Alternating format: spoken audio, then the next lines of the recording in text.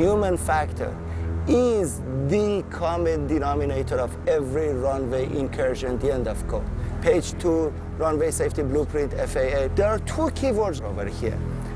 The common denominator of every runway incursion, and the second keyword is every runway incursion.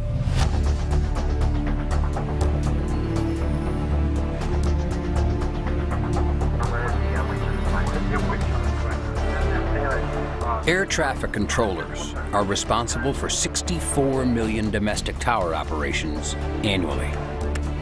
64 million. This is just one of them. And while the United States boasts the safest transportation system in the world, our goal is to raise the bar. Our mission is to make it safer. Advanced technology helps, but the real difference still comes down to people, pilots and controllers.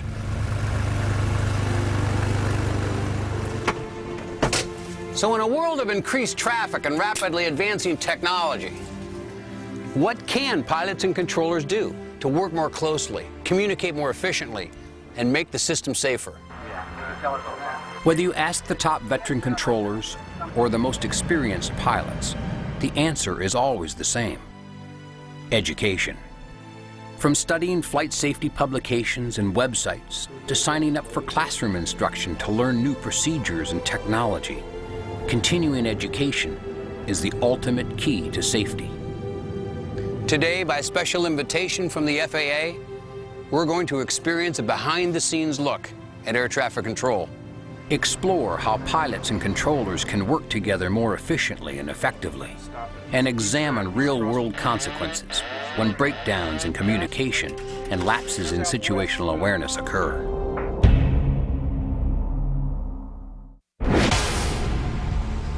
Ontario Tower, Decathlon 161 Sierra Alpha, 7 Southwest with Tango, request landing. Decathlon 161 Sierra Alpha, Ontario Tower, enter left downwind for runway 26 left.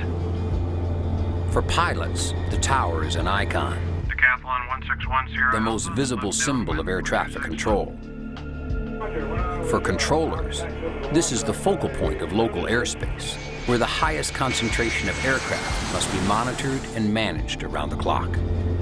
Ontario Tower, Decathlon 161 Sierra Alpha, over the ball fields. Decathlon 161 Sierra Alpha, runway 26 left, clear to land. Decathlon 1 Sierra Alpha, contact ground control on 121.9. 219 1 Sierra Alpha.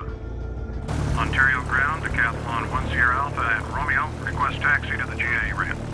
Decathlon 1 Sierra Alpha, taxi to General Aviation via November, Uniform, Sierra, hold short runway 26 right at Uniform. Decathlon 1 Sierra Alpha, taxi via November, Uniform, Sierra, hold short runway 26 right at Uniform. Decathlon 1 Sierra Alpha, read back correct. Ontario Southwest 793, 5 mile final, 26 right. Southwest 793, runway 26 right, clear to land. You are cleared to land. Clear to land, 400. As pilots navigating congested ground and airspace like this, situational awareness and proper phraseology are critical to the safety of dozens of aircraft vying for the same ground and airspace. For controllers, clear, concise communication and maximum awareness are essential to managing heavy traffic, a challenge that is complicated by aircraft with differing rates of speed and performance. We've got a lot of airplane taxiing out.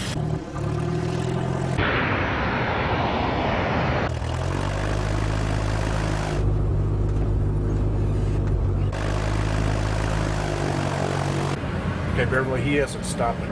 Okay, he's on the runway. He's taxiing on the runway.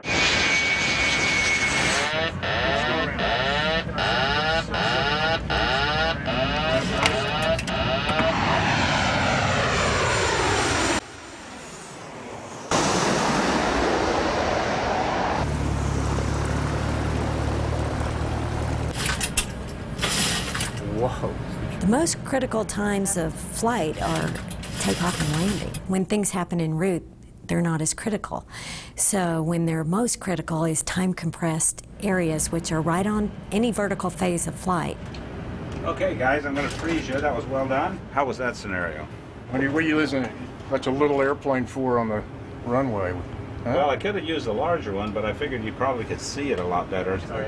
Southwest does do the same scenario when we train. We have go-rounds because a truck is on the runway or because they have traffic on the runway, and that is called by the simulator instructor, and we do that every 6 months.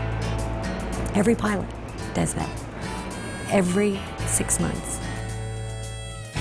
Wow, thanks for bringing me up to the tower. Oh, my pleasure. Air traffic control demands split-second timing and multitasking skills far beyond any other profession. The bottom line is not about profit and loss. The bottom line is life and death. What can pilots and controllers do in terminal operations to make things less stressful, more efficient, safer? That's easy. Education. They can educate themselves and other people. Controllers should never stop learning. Pilots should never stop learning. Whether I'm working in a control tower or flying an airplane, it is important that I never treat the same situation as though it was fixed. Everything always changes. You need to educate yourself. If you keep learning about what it is that you do and what other people do, you'll be far better off. Dr. Najim Muscati at the University of Southern California is one of the foremost authorities on human factors and aviation safety. The major or biggest contributor to aviation safety is knowledge. Knowledge about human factors, the knowledge about human performance, the knowledge about fatigue, the knowledge about psychological factors in signal detection or noise and that. The only way that you can gain this knowledge is by educating yourself continuously. Where does this knowledge come from? Part of this knowledge is the technical knowledge, the expertise of flying aircraft, being able to read the chart, knowing your IFR, instrument landing, and that. The other important component of the knowledge is the knowledge that you will gain by knowing the whole system. The system, quite simply, is the tightly choreographed dance that transpires between pilots and controllers. And the system works. Most of the time, it works incredibly well. But we do experience lapses in awareness. There remain flaws in operations and breakdowns in communication. One such incident, Boston Logan International Airport, 9 June 2005, involving Aer Lingus on runway 15 right and US Air on runway 9. Channel 132 Heavy, Boss Air, runway 15 right, positional, caution, right turns, heavy, Airbus departing traffic will cross and arrive downfield. 6 runway 15 right, Channel 132 Heavy. Air France 322 Heavy, Boss Tower, give way to the jet on the other side, cross 15 right, and then kind of ground point on her. So we are... From 4973, turn left heading 010, runway 4 left, clear for takeoff. 010, clear for takeoff, 4 left. Air France 322 Heavy, cross 15 right, and then contact ground point on her. That's 149, and you are clear to cross. Okay, to that.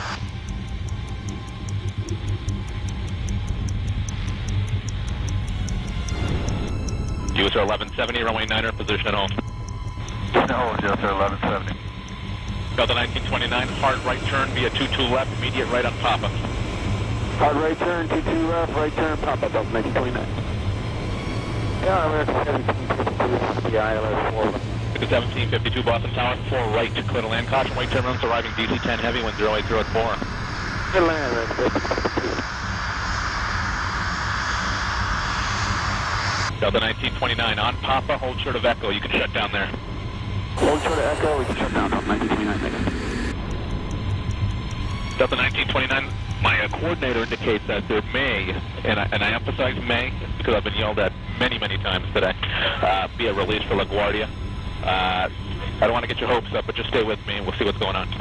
We can do that, sir. We'll keep our fingers crossed.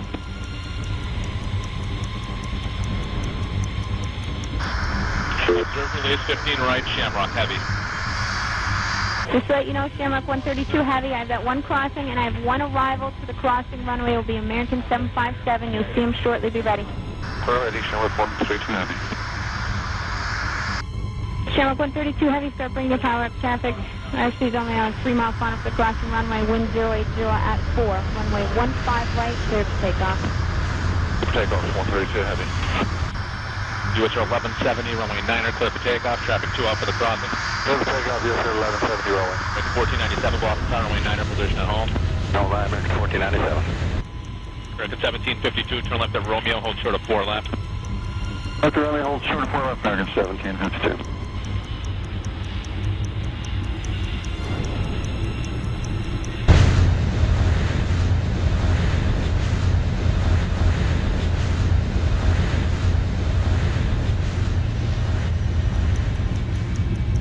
Delta 1929, you're good to go. Move up to and short of 4 right on Echo. Hold short of 4 right on Echo, Delta 1929, thank you.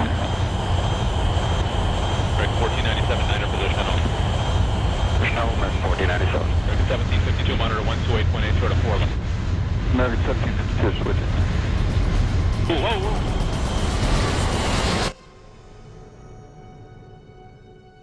That was close.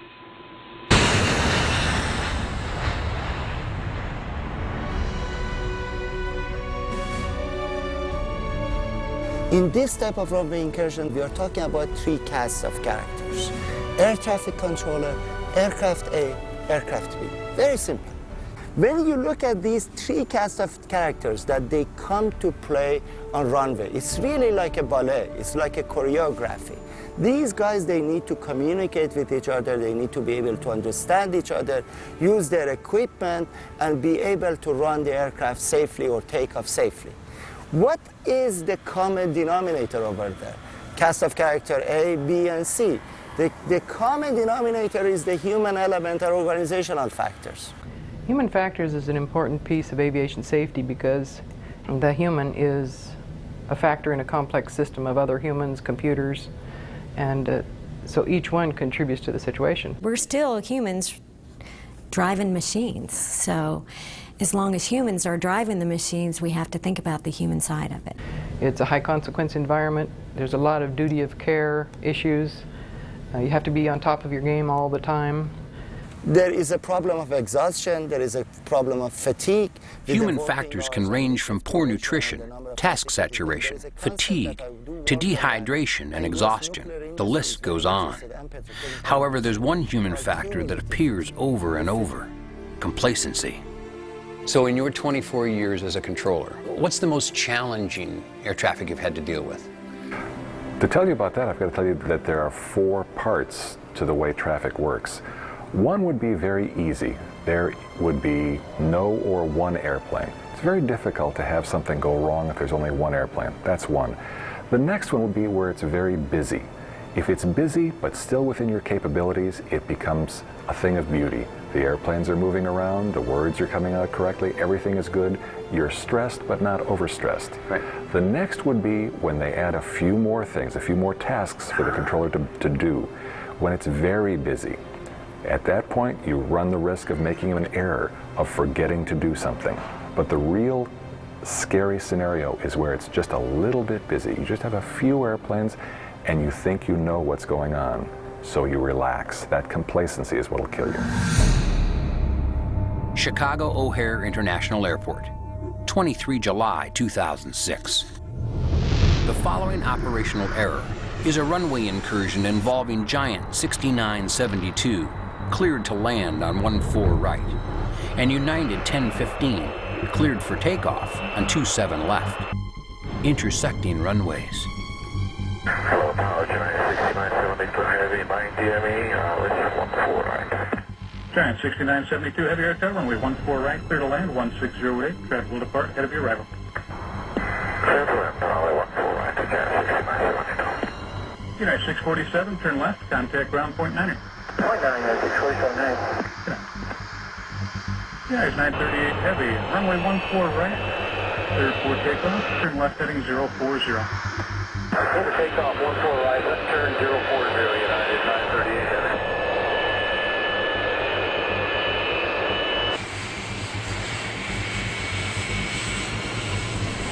United 1015, traffic lands departs crossing runway 27 left, position and hold. Need about 2 minutes, United 1015. If you get the latest in position, that's fine. United 1015, let me know when you're ready. Hold in position on runway 27 left. Position hold runway 27 left, and we'll let you know when we're ready, United 1015.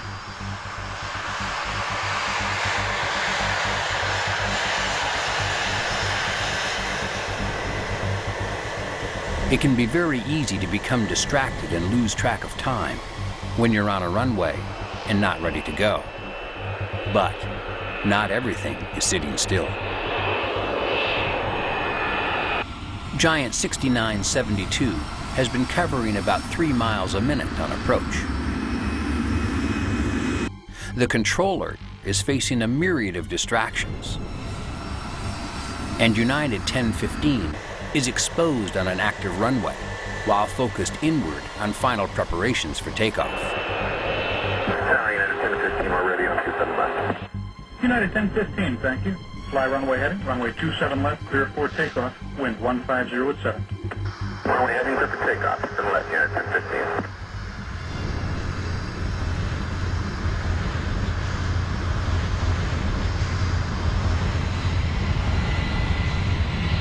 Three different realities, 2 short minutes, and one very real opportunity for imminent danger. Skyway 6927, runway 27 left, taxi in position and hold, wind 150 at 7. Position hold 27 left, Skyway 6927.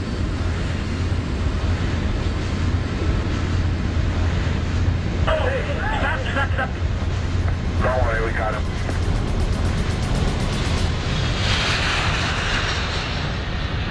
Pretty cool, though. Why the Atlas not hold short? Because he didn't say anything like that. Oh, don't worry about it. It may not be constructive to worry about it, but all of us, pilots and controllers, can learn a great deal from every operational error and pilot deviation. Well, he hasn't stopped it. Now more than ever, it's essential that flight crews and air traffic controllers come face to face and eye to eye on improving aviation safety. Ever-increasing traffic is being managed with rapidly advancing technology. But at the end of the day, our safety hinges on education. These real-life events are usually a chain of errors. And that's something that's well known in the human factors world. It's not just one different thing or one isolated thing, it's a chain of events. And we try to show the pilots that errors can and will be made. When you have those red flags, treat them as doubt, and doubt equals danger. So the first red flag is clearing you for a visual approach 10 miles out. Amateurs train until they get it right. Professionals train until they don't get it wrong. Nobody wants to do a bad job. No air traffic controller in this country consciously wants to make an error to bring two aircraft close to each other, that they hit each other and kill a lot of people. The poor air traffic controller in Tenerife, he didn't want to kill 583 people. See, then we need to look at the whole issue. What makes people to make this error or misjudgment? We've heard from experts from all sides of our business. They seem to share a common thread: education. Never stop learning. On-the-job training is not enough. Subscribing to a new aviation publication, online research of one of the dozens of web-based aviation safety sites, signing up for a refresher course at one of the many accredited flight training institutions around the country, or a few hours with your favorite flight instructor. It is our hope that this is just the beginning of updating your skills and learning more about pilot and controller teamwork. Until then, blue skies and safe landings.